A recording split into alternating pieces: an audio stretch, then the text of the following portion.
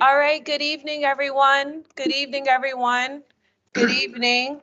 I just asked at this moment, this particular event is really geared to our community, and I'm facing this way so that everyone that's online can also view us. You're going to have an opportunity to hear from the search firm that we're going to be working with concerning our superintendent search, and that's McPherson and Jacobson, and the two individuals are online and their team. Tonight is really about each community member sharing their thoughts and concerns and traits that they would like to see in a superintendent. Board members, as you can see, are not here besides me and Ms. Baptiste Perez, which will leave shortly after the firm takes over for the rest of the meeting. Tim will be here to call out names of individuals to come up and speak. There's also a sign-up sheet next to Ms. Santos for you to sign up at any time that you come in the building and you would like to add your name. Please do that, sign up, share your name and information. This will also help us know who was in the room and also give the firm an idea of our next steps. This is just one small part of the search firm and having us being able to meet with our stakeholders, and then there'll be a series of other meetings that will take place and other stakeholders will participate. This opportunity tonight is for you to really express what you believe a superintendent should be and look like within your district. The firm is not on trial, I guess, if we say that. So keep in mind that they are here to really listen to your concerns and they're going to jot down notes. I don't believe they'll be interjecting as much as you would want them to, but they are here if there's a question that needs to be answered, but they're here to really listen to your thoughts and concerns. So without further ado, I would like to introduce you to both the firm to our public and the public to the firm, which is McPherson and Jacobson. And everyone have a great evening, and we look forward to helping us finding a superintendent. Thank you. Interject 1 second. Yeah. Just interject, it's not limited to the 2-minute speaking rule that's normally during Board of Ed meetings. And if you have any additional commentary and you spoke already, you may also feel free to sign up again. Your voice really matters and we want to hear you and hear exactly what you're saying. Thank you all. All right, so Tim, the floor is yours. Thank you.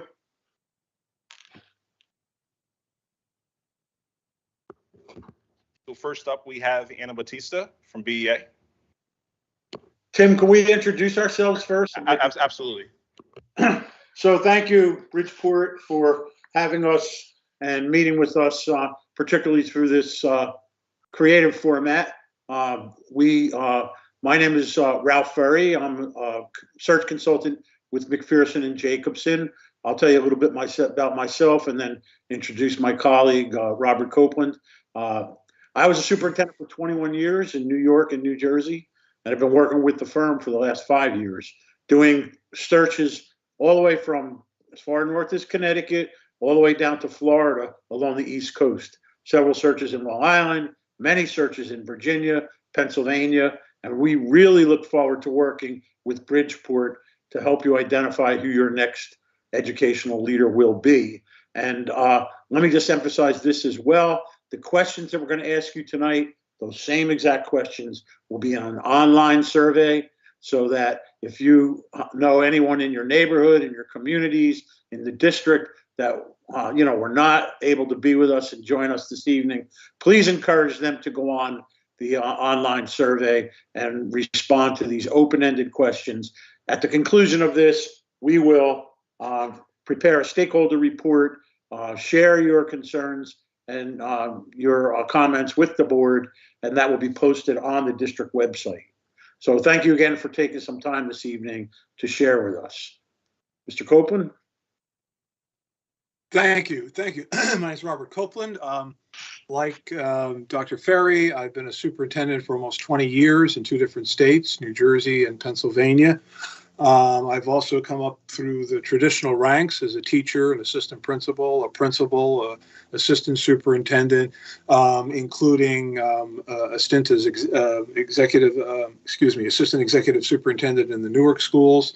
My most recent positions have been in Pennsylvania. I am at one time grew up in the Amerenik White Plains area, close by to Bridgeport in New York. I'm also a mentor to aspiring superintendents in the Howard University AASA Aspiring Superintendents Program for those who are superintendents interested in working in urban schools. And I'm also a mentor for current superintendents who are attempting to get their national superintendent's certification. And I also am very pleased to be here working in Bridgeport. Thank you. So the format this evening, I understand that you'll be called to the podium, and I'll kind of facilitate this, and we'll be taking notes. Mr. Copeland will be taking notes. We want to make sure we capture what you say. So what I'm going to tell you is, because you're going to be coming up as you signed up to give us your comments, try to frame it this way. The first question is really a two-part question. Tell us all the great things about Bridgeport, the community, so that you could help us recruit someone who may not know about your community, its location, which is in a great place, and what's great about the community. And tell us all the good things you can share about the schools. What are the programs and et cetera that the schools offer, okay? These kind of things help us recruit candidates. The third and fourth question is what everyone really wants to go to. And we'll take the notes as you respond and put them under the appropriate location. The third question is, if a superintendent is going to be successful in Bridgeport, what are the challenges, excuse me, that he or she is going to have to address to be successful in the Bridgeport public schools? What are the challenges? And the last question, share the character traits, the experiences. What kind of person do you want to serve as your next educational leader? And we'll take those notes. If you can kind of frame your comments in those three areas, it will be greatly appreciated. And if you do have some questions, we will certainly answer them as we can. And also, I would like to compliment the Board of Education, because and you heard the board is not going to be present in these meetings, because they want you to be honest, forthright with us, tell us what you feel, and most importantly, we are not going to attribute anything that you say to an individual person. It will not be reported that way. It will say community members told us, staff told us, we're going to meet with students told us. So we just want you to know that as well. So Tim, I think we're ready to start. Thank you. Thank you. So before we start, just letting you know there's a translation services if anyone needs it. If you can wave your hand. So if anyone needs the translation services,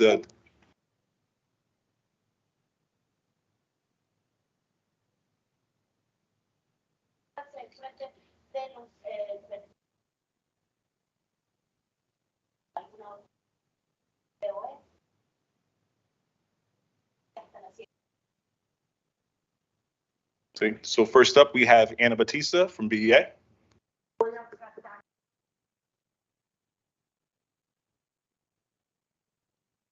Good evening, Anna. We can't hear her. She's muted. A teacher never wants to hear that. There you Good go. evening. My name is Anna Batista. I'm speaking on behalf of the Bridgeport Certified Teaching Staff and as president of the Bridgeport Education Association. I was unaware of the format you were using, so I'd like to read a statement that I prepared. It's a brief statement, but I think it encompasses some of the questions you mentioned. Thank you so much.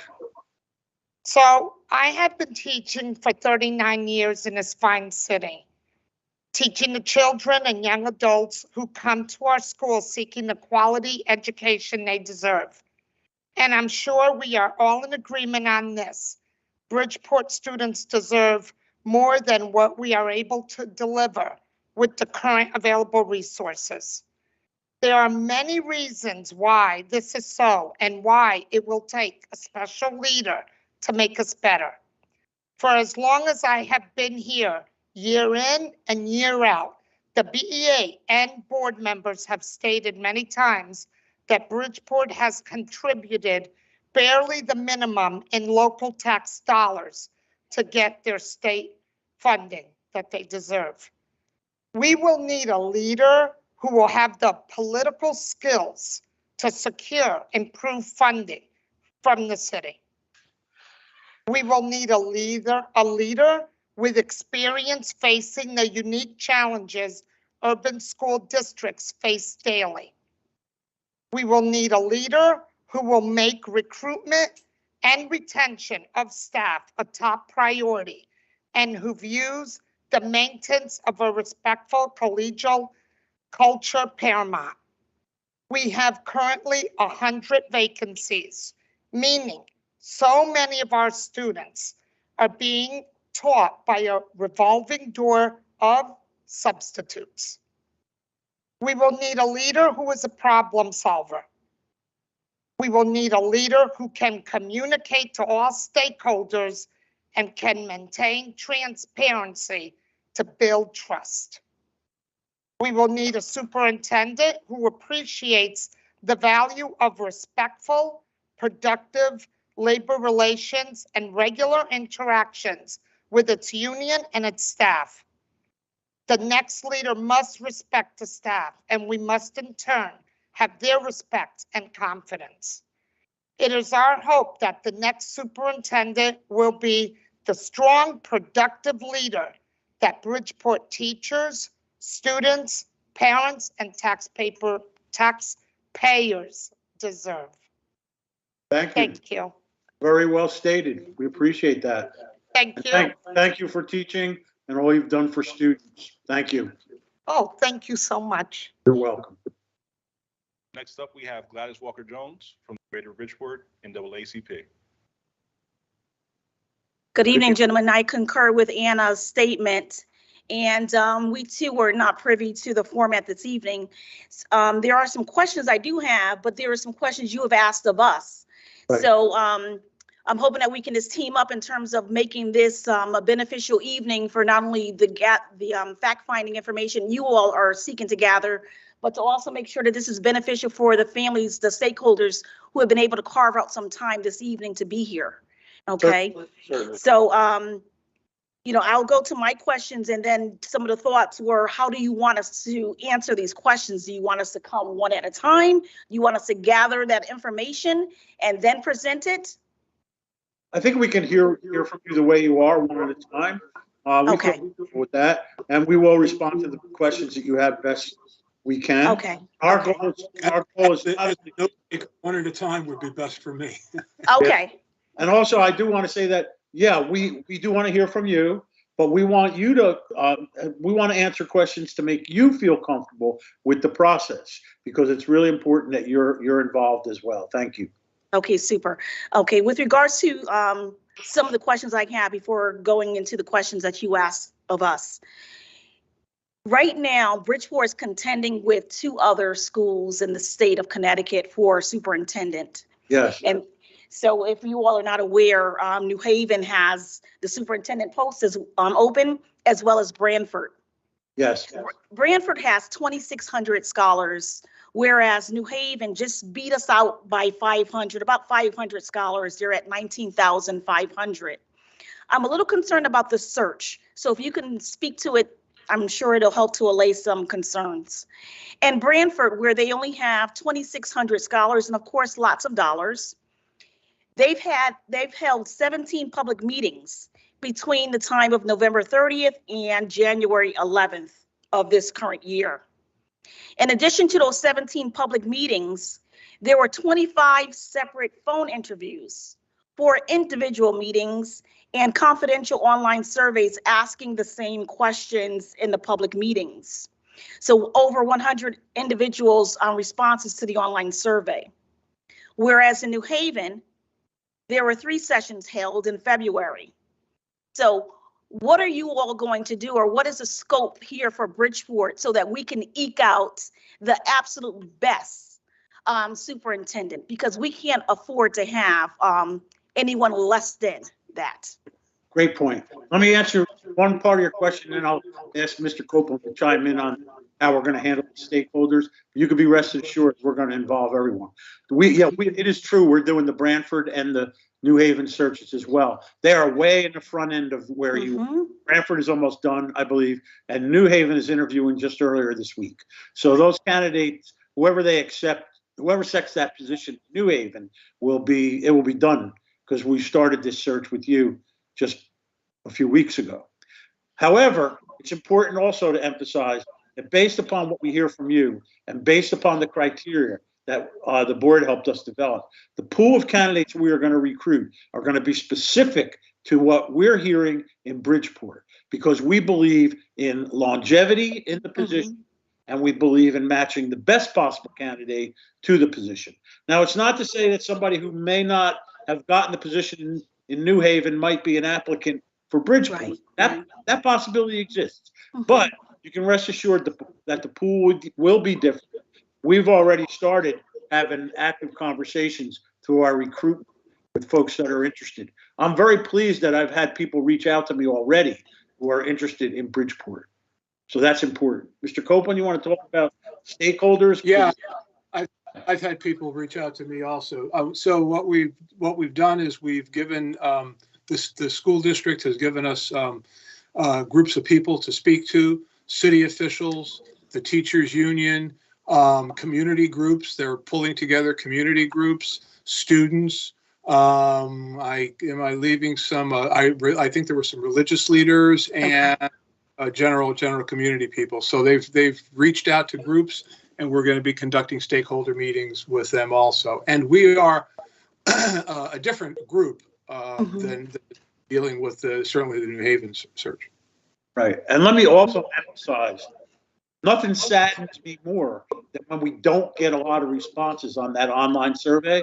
So we want to see thousands of responses. So we want to message out to the community for people to take a few minutes and to go on the computer and fill out that open-ended, the same questions we had tonight. And we will include all of that information in the stakeholder report. So great questions. Okay, the Greater Bridgeport NAACP will do our level best to ensure that we get as many people completing that survey as possible. With regards to your first question, what are some great things about Bridgeport? I won't tell it all so that other people can speak, but I'm a water baby. So one of the big things is that we're a park city, so we have fantastic, wonderful beaches. So Seaside Park is something that too often I think some of our residents take for granted, but it's a beautiful park and ocean. So I'll just leave one and leave some things for others. With regards to the community, we're very diverse. So there are many languages here spoken, and I believe that diversity helps to strengthen us as a city. With regards to our schools, our scholars, of course, okay, they're resilient and they need a lot of resources in order to thrive. That being said, I'll leave those questions open for the rest of the people who are here. Thank you. I don't know. Well, I don't know if you folks can see me anymore. Can you hear me? Thank you. Yes, we can see you. You're very visual. You can see me? Okay. Yes. Thank you. Prominently displayed. I don't know, something happened on my computer. Okay, we're ready to keep going forward. Thank you. Now he's gone. Oh, okay. Probably a delay. Now we can't see. Now we can't see. Now we can't see you. All right. Mr. Copeland, you gotta have to continue. Yeah, So, he's nothing. I'm more important. So next up, Technology. we have Christopher Caruso, resident.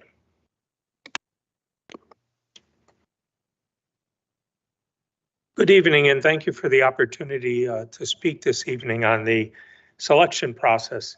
First, let me say that I appreciate the transparency of this process. I think it's important always to gauge individuals' opinions and thoughts, especially of residents who live here in the city. But I've lived in Bridgeport long enough to see these search processes take place where politics has worked their way into it.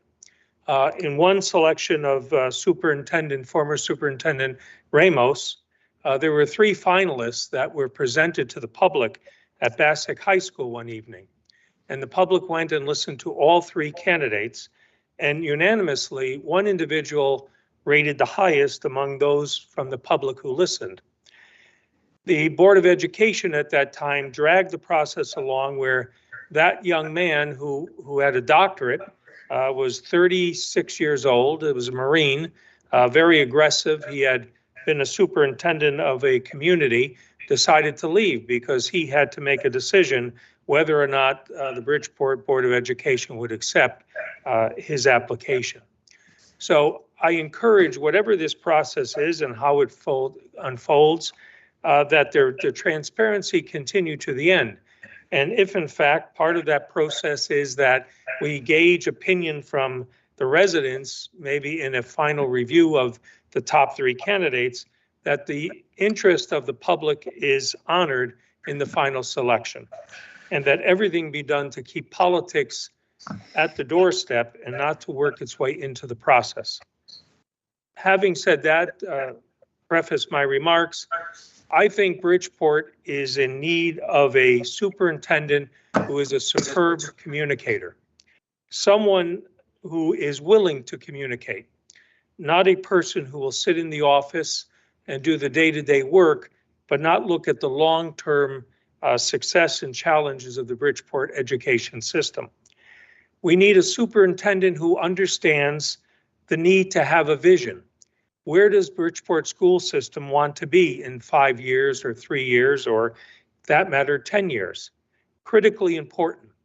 And that superintendent should not put together the vision by themselves. The superintendent must reach out and engage the teachers of the city. They must engage the students. They must engage the community, the Board of Education, the elected officials, and yes, even the mayor of the city of Bridgeport. Statutorily, there is a separation, and rightfully because of the potential political interference between the Board of Education and the city of Bridgeport. However, that does not stop a superintendent from building a relationship with the mayor and every elected official on the Board of Education, as well as the city council, as well as the state delegation.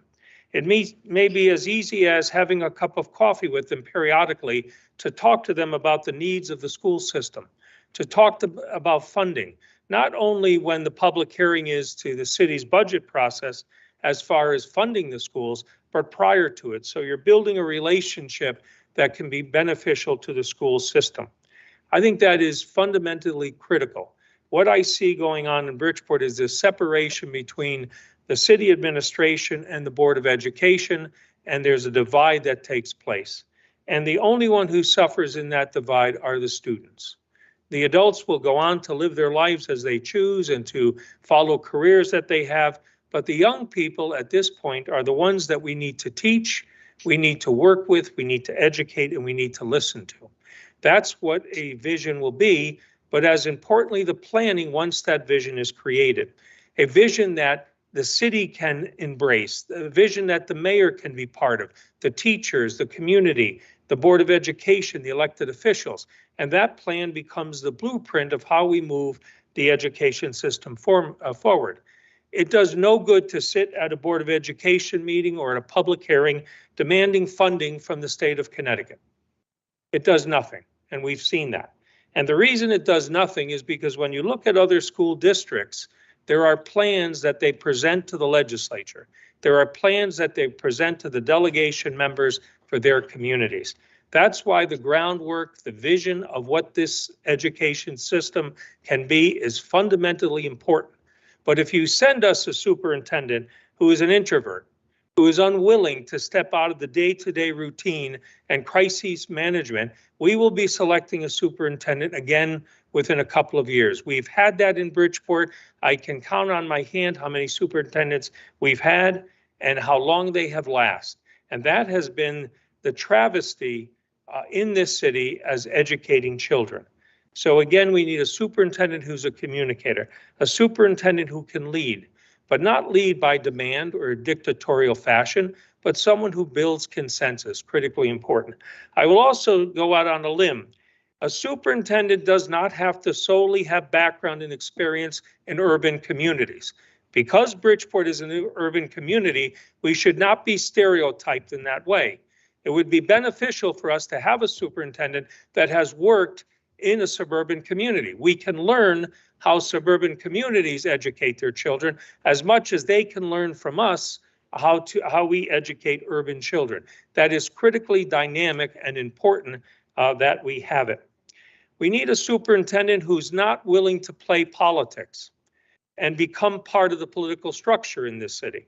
We need a superintendent who's a leader, who can communicate well, but doesn't become part of the political process. The political process in this city has retarded the growth of the education system.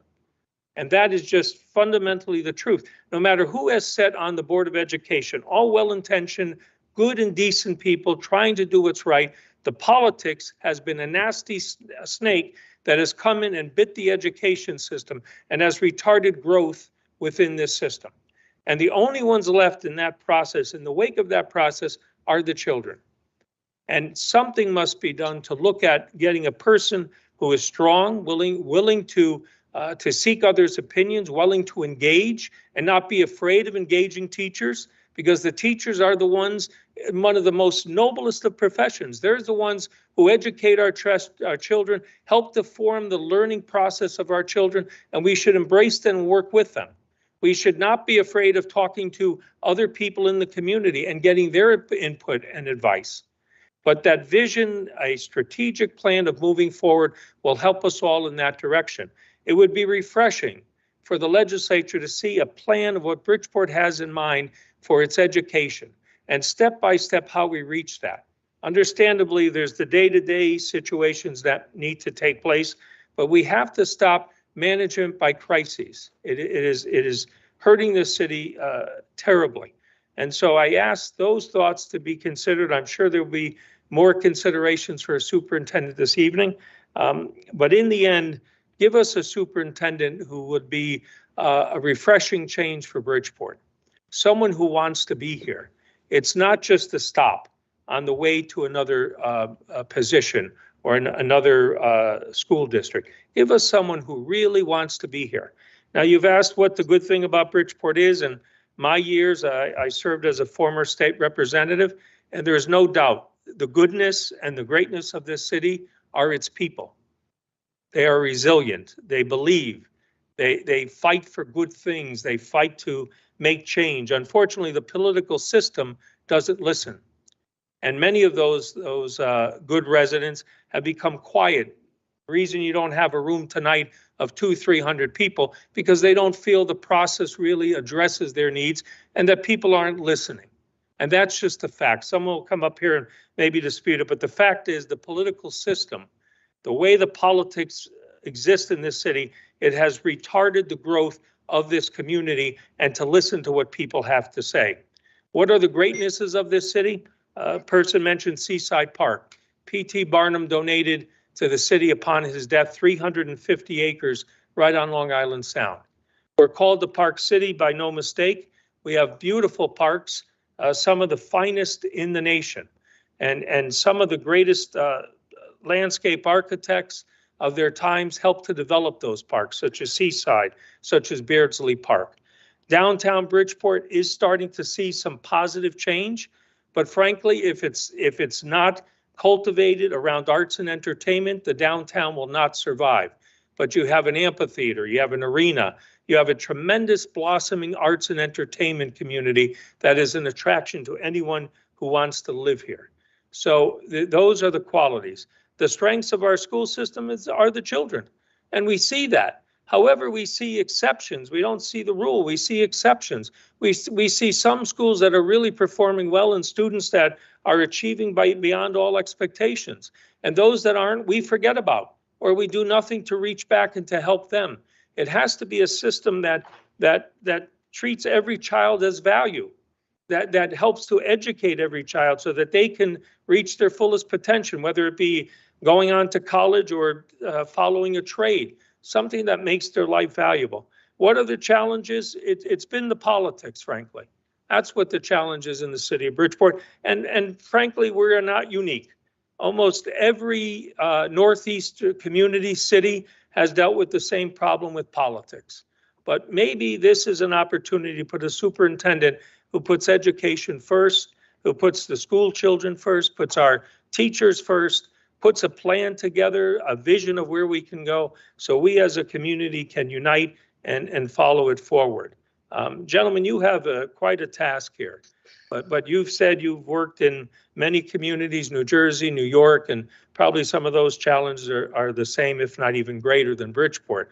But we're hoping whatever comes of this process, that it's done fairly, critically important that we listen to people, what they have to say, and gauge that in the final selection process. So the process may begin with you, gentlemen, but it will end with our Board of Education. They will be the final decision makers on who becomes the superintendent of schools. So I call on every member of the Board of Education to work diligently to keep politics out of the process.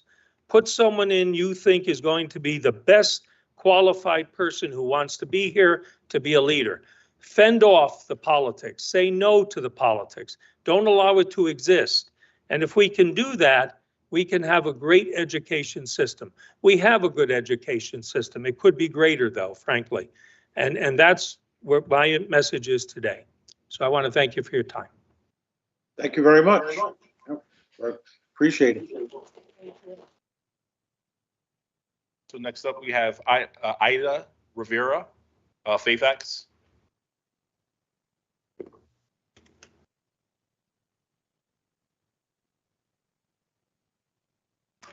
Good evening.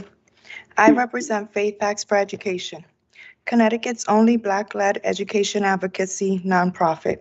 We represent 80 churches, 500 members, and 6,000 committed voters. We need a superintendent who will lead with vision and clarity of purpose, committed to students and families, and concentrated support for teachers. We need a superintendent who is able to move elected officials from the Board of Education to the City Council and to the Capitol in Hartford, to use their power to equitably fund Bridgeport Public Schools. Our students' outcomes don't match the God-given potential that we know they have. We are one of the lowest performing school districts in the state and need someone who has a proven task record of student success. How are we going to ensure that all finalists have the ability to improve student academic outcomes starting on day one and take responsibility for how students perform? How are you assessing the current candidates' experience navigating complex political systems to get things done? Our kids deserve to have someone leading them, excuse me, someone leading them who can move people in power to action today. We need a leader who cares about our kids, our families, and our community. We need someone with a bold vision who believes in the potential of our babies. What experience do candidates have that demonstrate their commitment to us and people like us? Thank you.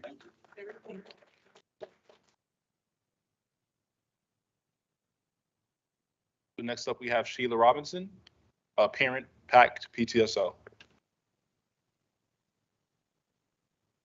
Hello. So I am not a part of any organization.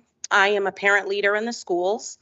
And I pretty much piggyback what a lot of people said, but I'm a straight shooter, right? So I'm gonna give you my interpretation straight, no chaser. Bridgeport needs someone who understands Bridgeport. Bridgeport is not a city that is in a box. So when you're looking for a candidate, they can't just check every box and that fit, because we're not a city that's in the box. Our children are not children that fit in a box. Our children go to school and they graduate and they become something amazing, but our children face diversities that a lot of our counterparts do not. A lot of our children are in foster care, going to school with the supervision of DCF. A lot of our children have lost a father, lost a mother, lost a grandparent. They're being raised by an aunt. A lot of our children come from drug-addicted families. With all of those chips stacked against them, they move on to amazing things, but they're held to the criteria of that box. And our superintendent needs a thick skin. We've had superintendents literally ran out of here in tears. We've had superintendents who only care about what looks good in the paper, that only want to show up for a photo op. We need someone that can wear the weight of Bridgeport. Whether they like it or not, That is what our kids need. Our kids need to come to school. Our teachers need to come to work and feel safe and feel supported and feel like, even because we are underfunded, and we know we are, we're not going to sit here and act like we got the money that Fairfield has. We're not going to sit here and act like we got the money that Westport has, or even the support. Tonight shows it.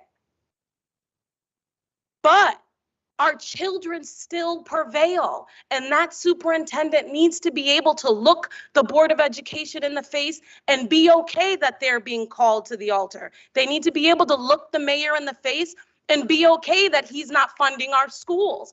That superintendent needs to be able to be strong enough emotionally, financially, and they need to, it's not about education. They can go to all of the schools. I think I heard you both say that you guys graduated, you have 20 years as a superintendent, you guys climbed all the ranks, but sometimes in life, it's not about the rank that you climbed, it's about the obstacles you've overcome.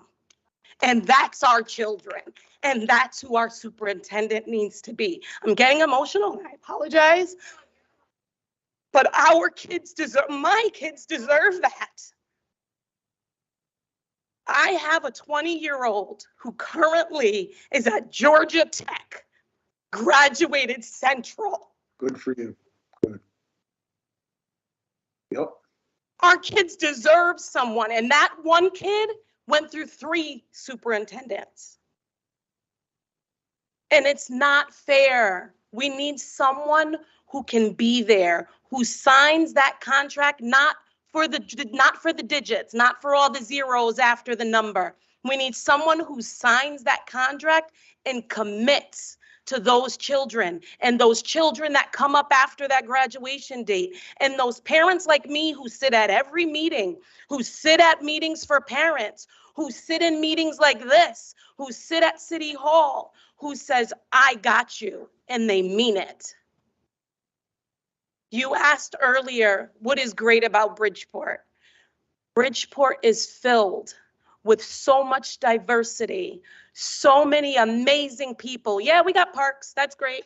Yeah, we got beaches, that's great. But the people in Bridgeport is outstanding. I love Bridgeport, and I'm not born and raised. I'm from Norwalk. I have a Norwalk education, but all of my children are in Bridgeport. I wouldn't dare leave because of the people, because of the community. You can't get that anywhere. And while we do deserve possibly someone from the suburbs or from Florida or from wherever, they have to understand Bridgeport.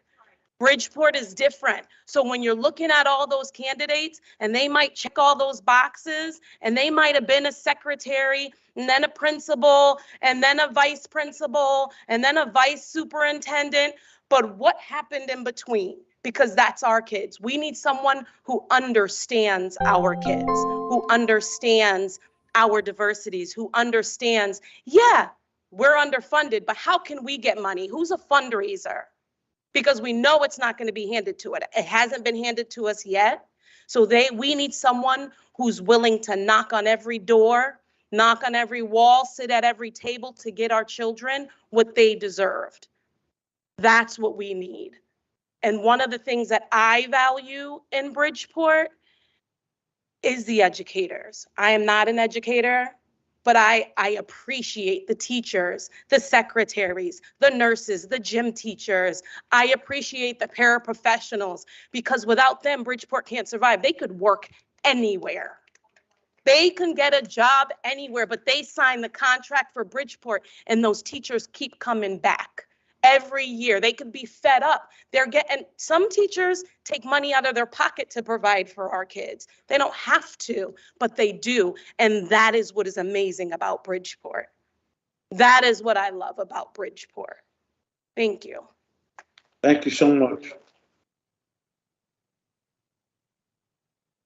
Next up, we have Kaylee Hellman, a parent from Denell. Oh, that's okay. It's Callie. Yeah, thank you. Good evening. Thank you for having this tonight. I want to thank the Board of Education for creating this forum. The city just went through a search process for the chief of police, and we had a search firm conduct a forum, and that process actually went really smoothly. And so we are, as a city, moving into this search, I think, with a greater sense of confidence in the ability for an elected body like the Board of Education to come together, hire a search firm, and bring us through a process that is transparent, that is open, that is consistent, and that will give us a really good result. I think one of the things, before I answer your questions, is I just want to speak. I agree with everything that everyone has said. In particular, what Mr. Caruso brought up about the political issue here in the city. And I want to just let you all know, in case you don't have the recent background, what it is that you are going to need to do as a firm in order to make this search successful.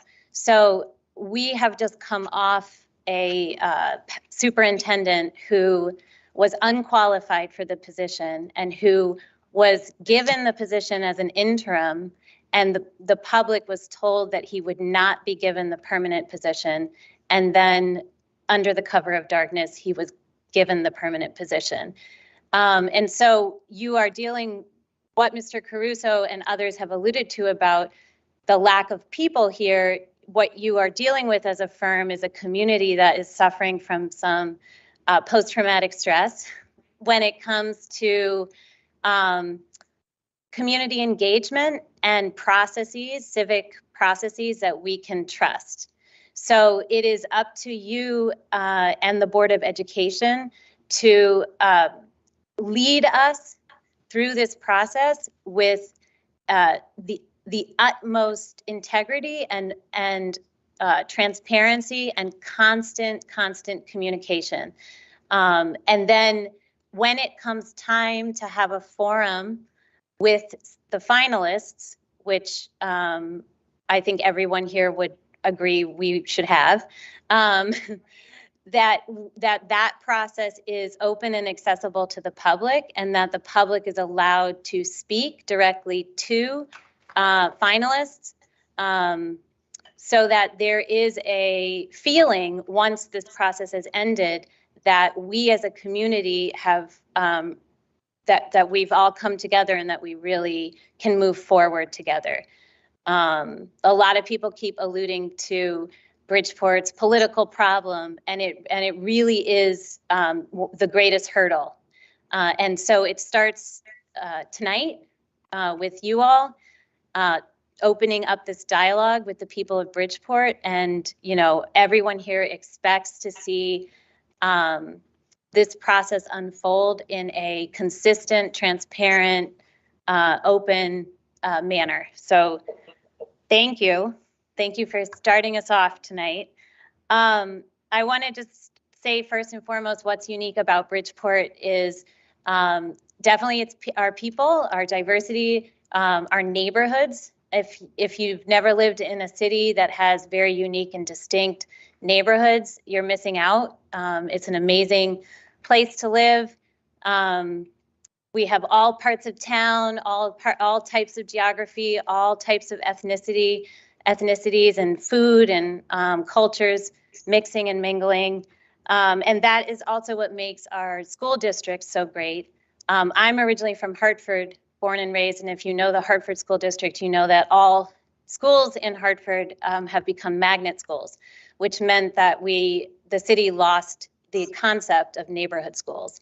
But Bridgeport still has neighborhood schools, which means that we still retain a very strong sense of neighborhood identity. And it means that children can live down the street and walk to their neighborhood school. So it's definitely, I see it as a strength, and I see it as something that a lot of families who I talk to who live in other places where that's no longer available, they wish they still had.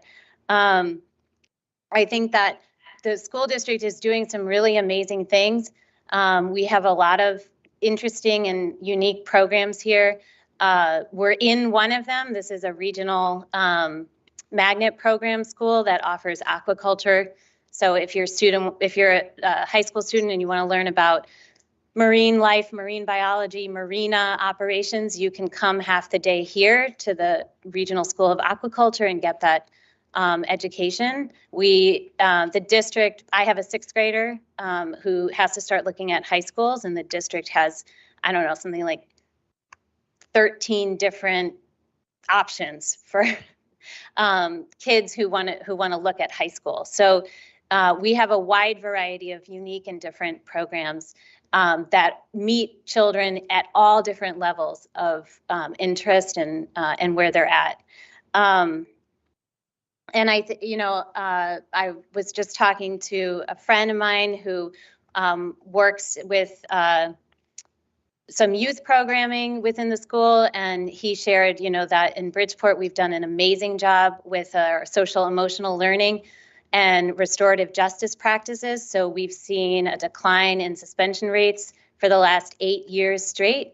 So we are doing a lot of things right in this district when it comes to prioritizing the emotional needs of our students. And really, there are a lot of strengths, and they lie in the conversations that I hope that you are going to have with parents, teachers, and community groups to understand what the real strengths of the district are and what are the real places that a highly educated, highly professional candidate would their eyes would light up if they saw that, and I think that the things that are going to be the biggest challenges for the incoming superintendent is pretty much what others have said. It's really, the biggest challenge is really to both have a vision for the district that's strategic and understands the data that we have, understands how to use that data effectively, and understands how to build relationships with teachers, staff, administrators to implement a plan that really moves us forward. As a parent, I've been a parent in the district for 9 years, and I've never heard any vision for where we're headed as a school district, where we are now and where we want to go. And I think that the superintendent is really going to have to not just present that vision, but then do the really hard work of being a very strong leader and communicator when it comes to getting all of the schools and the staff and the teams, all the various teams on board to move us in the right direction. But the second thing that's going to be a huge challenge is the funding. And I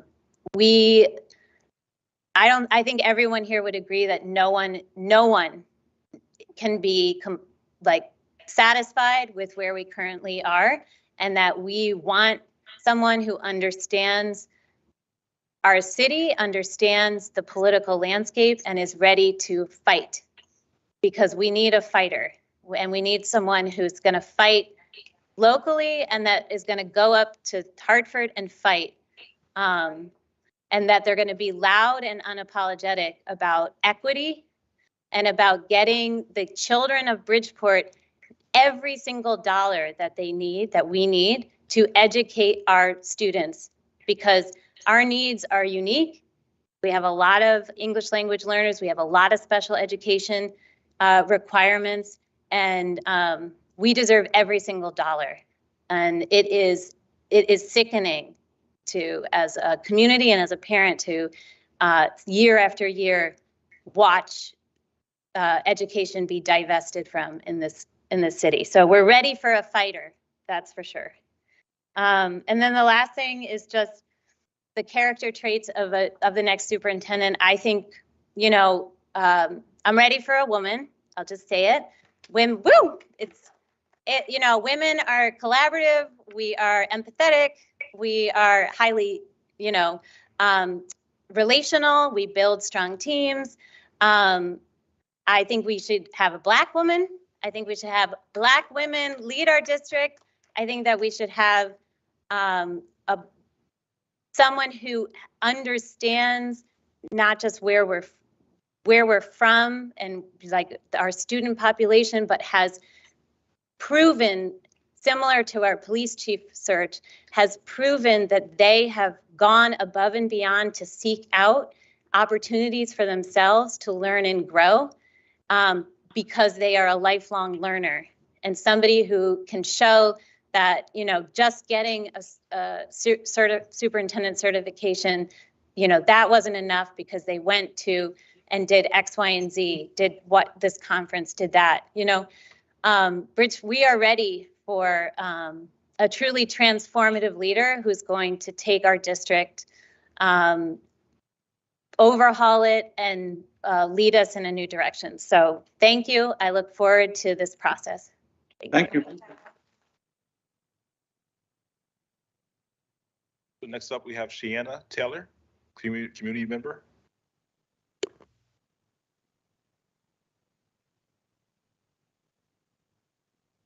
Hello.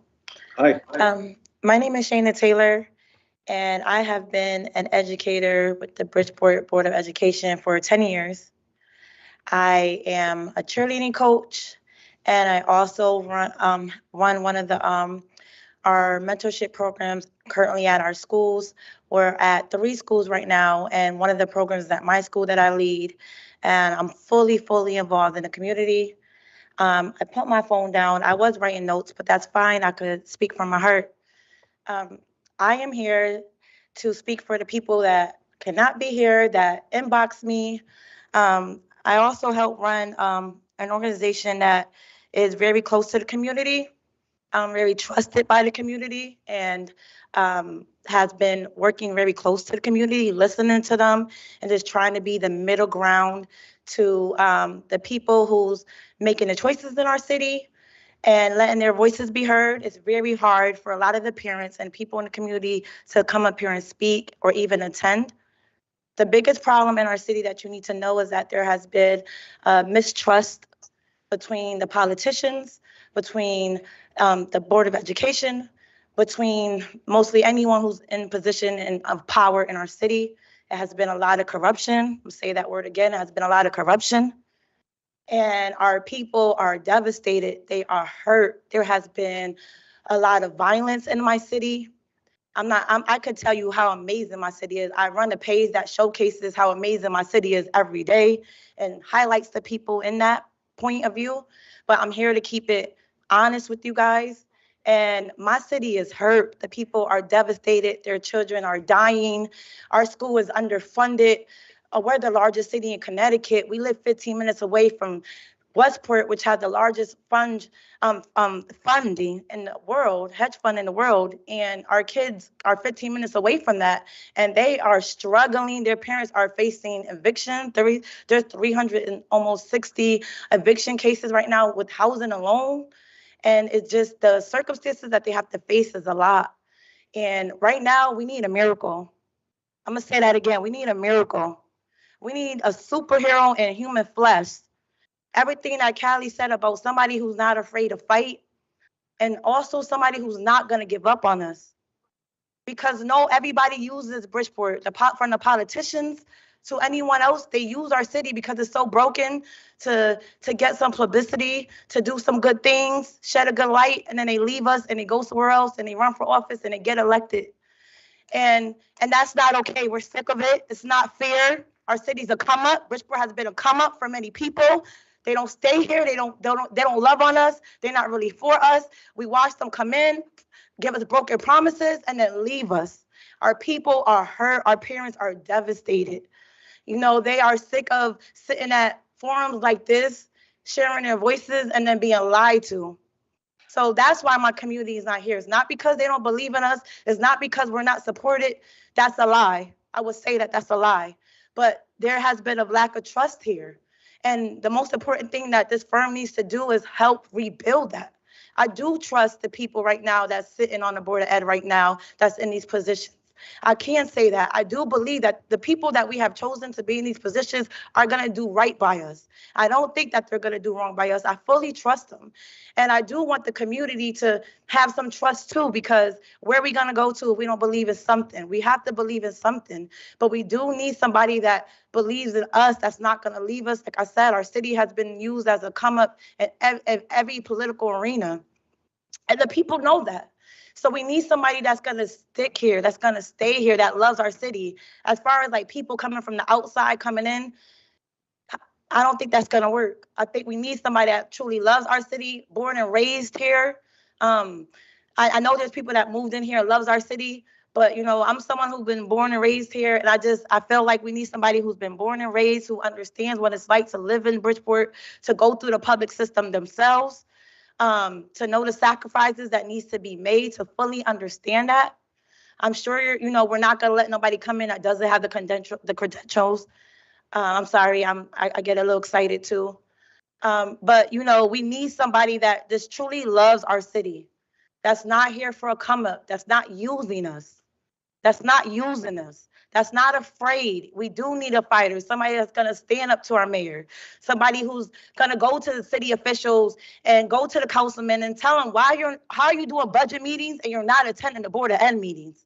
How are you over there making choices and you don't know what's going on? Nobody's in close communication. Nobody truly gets along with each other. They don't converse, city council members, BOE members, the mayor, like there's no unity.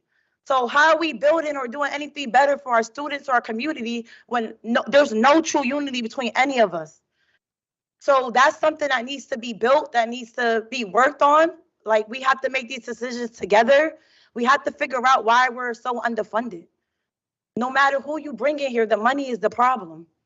Like, what miracle are they going to work if they don't have the resources to do it?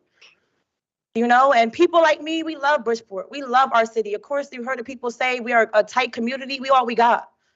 So our community, we do love on each other. We're trying to make it better. There could be more of us fighting, but for the ones that are out here giving every day, all they got, we going hard. We're not giving up. We're not going to slow down. We're not going to stay quiet. We're going to keep coming. And we're not going to let our kids down. I had somebody who fought for me, who didn't let me down. I'm not going to let my students down. But I just want you guys to know that whoever you put in this position, please make sure that there's somebody that wants to stay here. They truly understand the dynamics of Bridgeport. We're not like no other city. You can't compare us to no other city. We're very unique in that way. Our problems is different. And that's really the truth. Our problems are different. So we need somebody who understands that. We could sit here and talk about all the great things about our city, but it's real. Our students are hurting. Our parents are hurting. The educators are hurting. A lot of people want to leave, not because we want to. It's difficult. It's difficult to keep coming here every day trying to fight and knowing that things are not getting better no matter how hard you go. So we need a blessing. We need a miracle. And we need somebody who's truly going to stand up for our community and not do us wrong, because that's all we know. So I pray that you guys come in and you create a different dynamic in my city. And it's not just the Board of Ed, it's everywhere. And I don't know what it's going to take to fix that. But whoever comes into this position needs to know that it's not going to be easy. It's going to be very hard. And they got to roll up their sleeves every day. And they are going to have to fight to get the trust back in the community, because it's gone. It's out. It's been gone. So that person is going to really have to fight to connect with the community. But it's not hard. They just want people that show up, that they could count on. They know them by name. They could see them at the neighborhood cookout, like small things. When I told people to come here today, I said it's a family gathering. We coming to connect today. We don't want loud voices. We don't want to attack one another. We want to come in love. We want to come in unity. We want to make it make sense. But that's the real issue. To your firm, thank you for the BOE for hiring you and realizing that we need an outside person to come in and bring that unity here, because the people of our city don't know who to trust. So again, just somebody who is willing to fight, but also willing to stay. Thank you very much. Thank you. Love your passion. Thank you. The last individual have signed up for Matthew Langston. Good evening, everybody. Evening. I have a couple of points and then I have a couple of questions. I was born and raised in Bridgeport, Connecticut. I was one of the first students to attend Dunbar when it was built, later graduating from Bullet Haven's Technical School. I think we need a superintendent that is willing to think out of the box, not just focusing on college-ready students, but helping students get ready for the workforce, thinking outside of the box regarding trades, certification, jobs, because not all students are ready to attend college or want to go to college. So we need to get them ready for the workforce so that they can provide for their futures and their families in the futures. I'm a real estate broker. You know, I didn't attend college, but it's a licensed profession that I have the opportunity to, if I want, that I could be licensed in 12 other states. So I can expand my career beyond the state of Connecticut. And that's a license that I'll have for the rest of my life.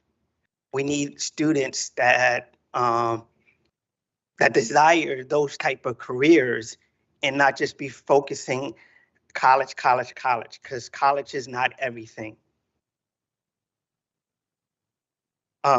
We also need you to help us keep the Board of Education accountable to us. And what I mean by that is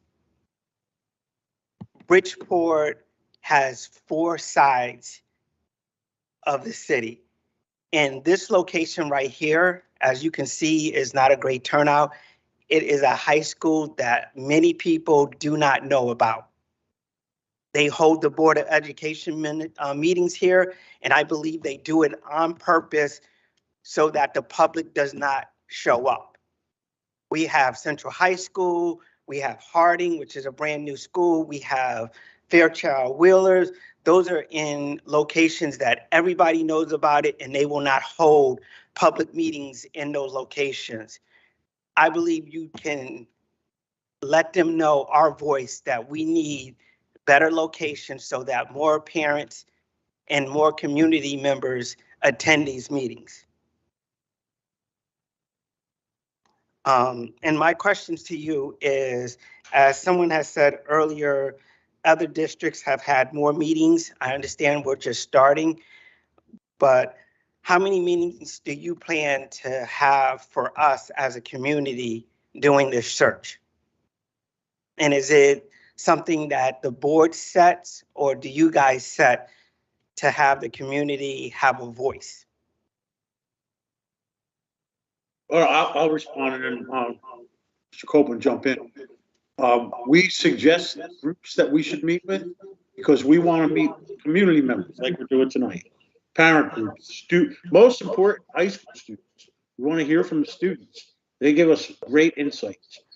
Support staff, teachers, community organizations, religious organizations, and we'll have these meetings with them, as many as we need to. And we also then encourage you to get the word out, and we'll work with the district to do the same, to go on that survey online and fill it out as well. So we will get the feedback and the input we need to really develop a profile for your next superintendent. And I really appreciate all of the comments we're hearing tonight, because this is very, very helpful. And I do have some thoughts that I'll share when we finish up. I just have 2 more questions real quick. How many meetings do you think that we should demand that the board has so that we can reach the community the size of the city? Mr. Copeland, you want to jump in on that? I think it really has to be, I think we really are guided by the groups that the board gives us. It would be presumptuous, I think, of us to say, here's something that needs to fit. That's my sense. Yeah, I mean, I think based on your experience, based on your experience, our public, our population, I think you have a sense how many meetings you had to have for our Right. populations to reach the whole city. I think we need, well, obviously we started with this meeting. And then we need the meetings with all those other groups. It could be 10 meetings, 9 meetings. It depends on the number of groups. But it's also important for the survey, to fill out the survey. But in addition to that, if anybody, after we go through the process, feels like they weren't heard, and I've been in this situation before, where I've worked with communities and someone has reached out to the board or reached out to our firm and said, I wasn't heard, we'll meet with them. I've called people individually and had conversations. We don't want anyone to feel like they're not part of the process. And my last question is, what is your time frame, or has the board set a time frame for this process to take place? To be completed, should I say? Good question. There should be a document on the website. Mr. Copeland, do you have that in front of you at all? Or? No, I don't. So what we will do is I'll tell the board to make sure they put the position description and the timeline on the website in terms of specific target dates that we have to get a superintendent in place, hopefully by July 1st. That's an aggressive timeline. I'll be very honest with you, but I think we can get it done. All right. Thank you for your time. You're welcome. And just a note, we do have some copies of the job description here. Oh, perfect. Is that the last speaker, Tim? Yes, that was the last person that signed up for public comment. Mr. Grasty, one of the things I would ask, there are some people who had some prepared remarks. If they would give you copies of those prepared remarks and you could get them to me, I'd appreciate that. Okay, perfect. I will do so. So in summary, I'd like to make an observation to you, and then Mr. Copeland, certainly I would love to have you share your thoughts as well. First of all, what I want to say is I think I am so appreciative of the passion and what you shared with us regarding your city and your school district. And I've been in situations very similar as a superintendent and understand that it's so important to work with the community and really work with the political environment to ensure we get the needs for our students. And it is absolutely true. A student in your district deserves the same as students in any other district in Connecticut. So that we're going to look for superintendent candidates through that lens. So, and I really appreciate what you shared with us tonight. So I thank you so much for that. Mr. Copeland? Yeah, let me echo those remarks and say this one thing in closing. I've been working for the last 7 or 8 years in the development of superintendents. As I mentioned, I worked with the American Association for School Administrators in the Howard University Urban Superintendents Academy, and I'm currently working with superintendents around the country. And I also do coaching of superintendents and aspiring superintendents. And one of the things I say is, it's really incredible that if you take this job, you want to do this job. There's a lot of people who want to be superintendent.